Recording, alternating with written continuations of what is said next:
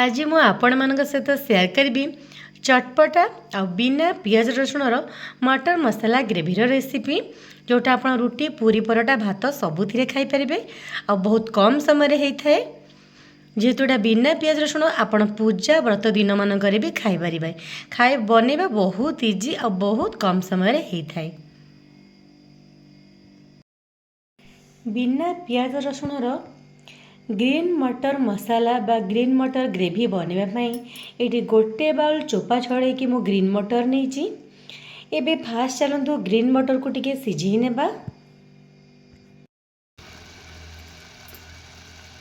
गोटे बाउल पानी रे लूण पकईके ये फुटे नहीं पानी फुटिलाणी।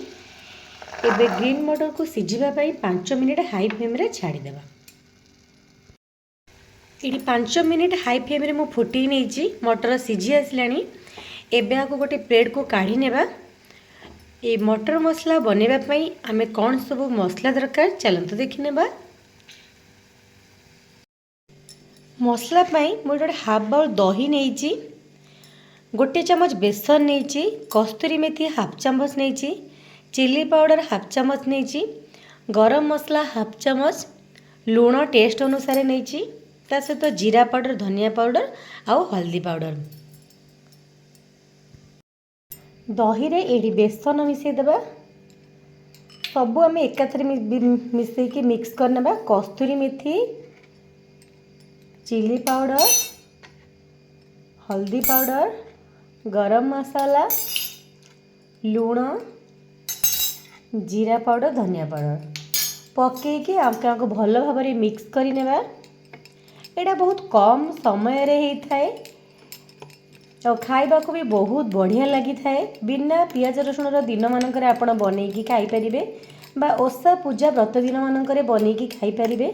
ए मसलार ग्रेवीटा आपण आलू हो मसाला आलू हो कि कैप्सिकम रे अलगा कौन ग्रेवी रे भी आपण बनई पारिबे।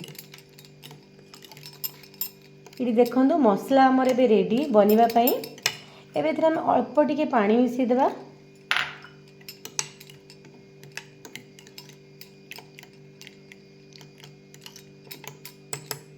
एबे हमारा मसला रेडी हो जाइए। एबे हमें चलतु रेसिपीटी स्टार्ट करिबा। गोटे पैन ये गोटे चम्मच तेल नहीं, तेल गरम हो गलानी। गोली रखि मसला को देदेवी। एटा कषा को बेसी समय लगनी। किसी तो बिना पियाज रसुण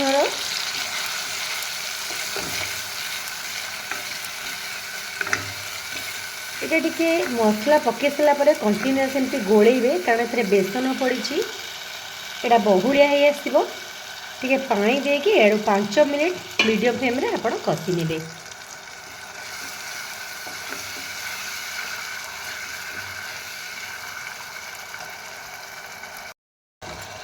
पांच मिनिट मीडियम फ्लेम रे मुझे कंटिन्यूअस कषि नहीं। एबे इतने सिझिक रखिथिबा मटर पकईदेबा।